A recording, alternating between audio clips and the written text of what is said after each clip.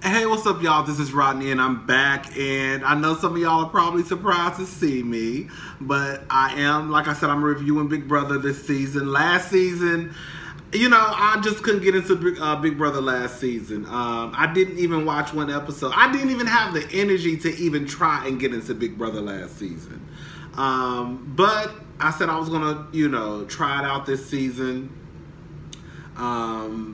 Big Brother comes on, 3-4 times a week. Sometimes the episodes are 2 hours long. So I'm not going to say that I'm going to review every episode every week, but I'm going to try to review at least two. Because like I said, Big Brother comes on a lot. And I think that's probably the only television show that comes on 3 or 4 times a week. Anyways, they just uploaded, I don't have cable, so everything I watch is pretty much on my iPad, on my phone, on the internet pretty much. And they just uploaded the episode to the CBS app. Like, I have been checking all goddamn day long, and it just finally uploaded. So let's go ahead and get into the review. This is going to be I guess it's going to be two episodes, so it's going to be 2 reviews. The other episode comes on tonight. So this is Camp BB, Camp Big Brother 21. Julie Chan Moonves is how she introduces herself to the girls now. Hi, I'm Julie Chan Moonves. Girl, we ain't forgot about what your husband was doing, bitch. We still remember. We heard them stories about how your husband was sexually assaulting women and how he was trying to come for Janet Jackson's throat and how he tried to get Janet Jackson blackballed. We ain't forgot. But I'm not going to hold you accountable for your husband fuck-ups, okay?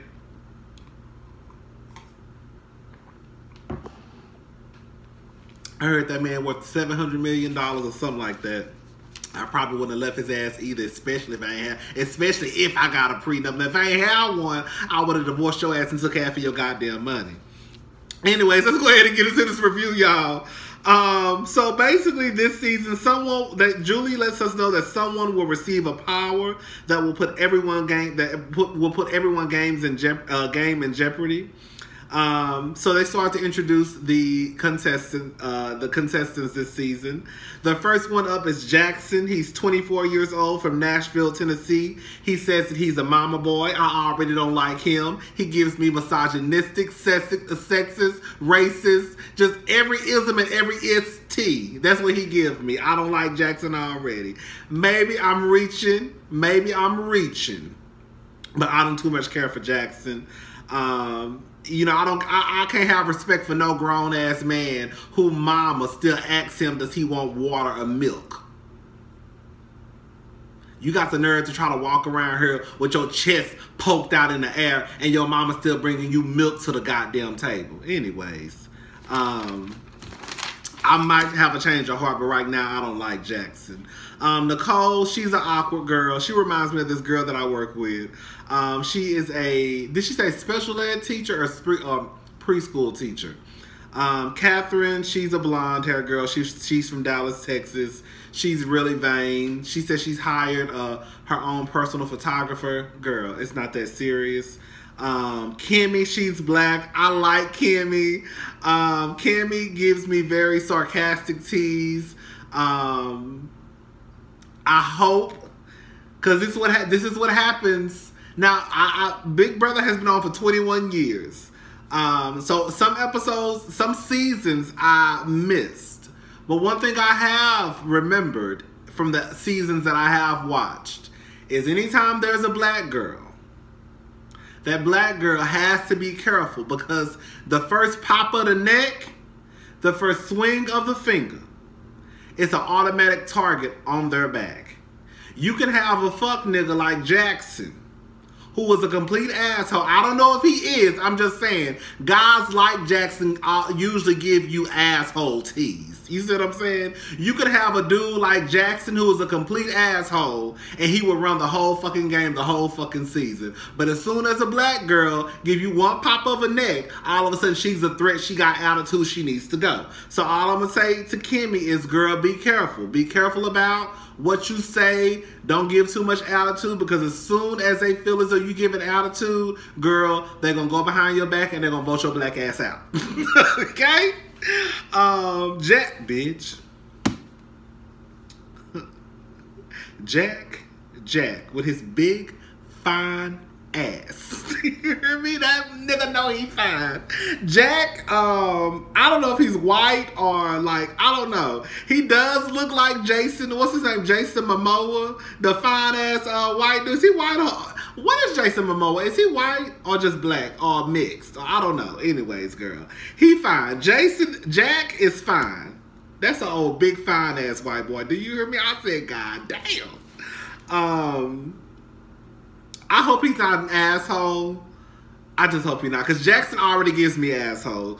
Jack seems like he may. We'll get into that later. We have Tommy. I think he's a dancer. Some of the people I don't remember, honestly. Holly.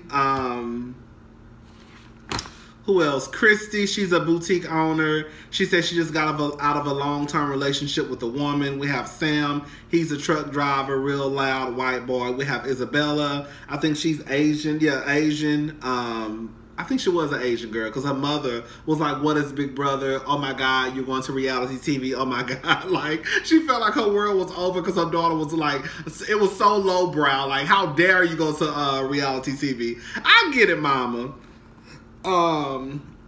With her family, she said her, she's Issa, but with her friends, she's Bella. I think she said something about she has like 13 tattoos.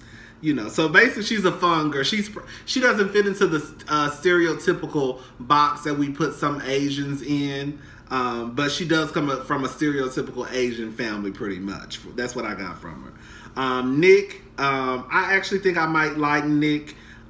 He's a child's mental health therapist, which is so crazy because I did not think he was about to say that. And when he said it, I was like, oh, this is actually, I think I might like him. Jessica, she's a plus size model. She seems like a very, very nice girl. Cliff, we got the old person. Annalise, we have David. He used to be a big dude. He lost a lot of weight. A black guy, very, very cute. So now I think that's everybody. I'm pretty sure I probably forgot somebody. I don't think I did. I don't know. Jackson and Jack, they already have some type of bromance stirring up. Tommy and Christy, they know each other. Christy used to date Tommy's. The girl that Christy was involved with was Tommy's, I guess, family member. So they know each other. But of course, I'm glad they pulled it off so far. They didn't want to let the house know that they knew each other, because of course, I mean, they know that would be probably a vote, which really doesn't necessarily mean that, because we don't even know if Jack or Christy even like each other. From what Tommy could actually hate Christy, and Christy could actually hate Tommy. So even with them knowing each other, doesn't mean that it's going to help either of their games.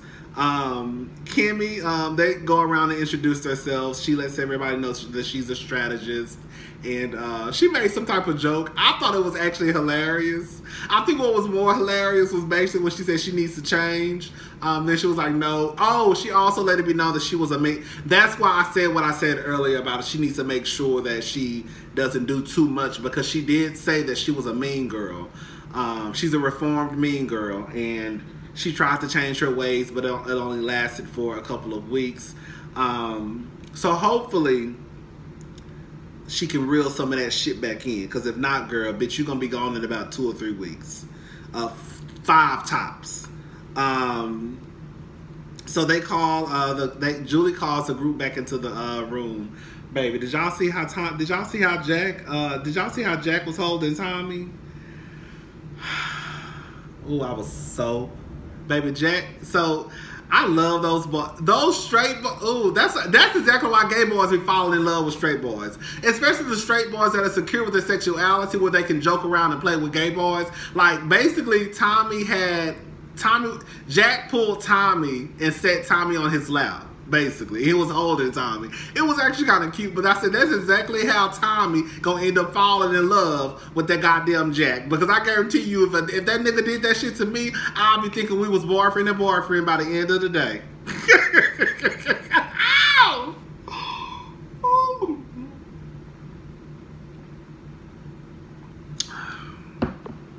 Anyways, I was jealous of Tommy. I want to throw that nigga. I want to throw that little bastard against the wall. Get off my man, girl. Anyways, they have to pick a camp director.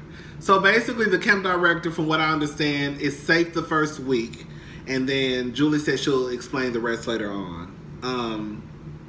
So the group has to decide on who they're going to choose for the camp director. They basically came to the decision that whoever wants to go for it this week, let us know, and then we'll vote on. So the old man stood up, David stood up, Jessica stood up, Jackson stood up. They all pretty much said, I would like to be camp director. Now, of course, a lot of the people in the group didn't want to be the camp director because, that first week can get a lot of shit started. You can get blood on your hands. But girl, I'm kind of like with the old man, David, Jessica, and Jackson. Like, bitch, like, we'll worry about that shit later on. I need to be safe this week. You see what I'm saying? So I think I would have stood up like, girl, pick me, girl. So anyways, pretty much all of the girls say they're going to vote for Jessica, plus Tommy. So at this point, I'm thinking Jessica has it in the bag. Jackson pretty much, look.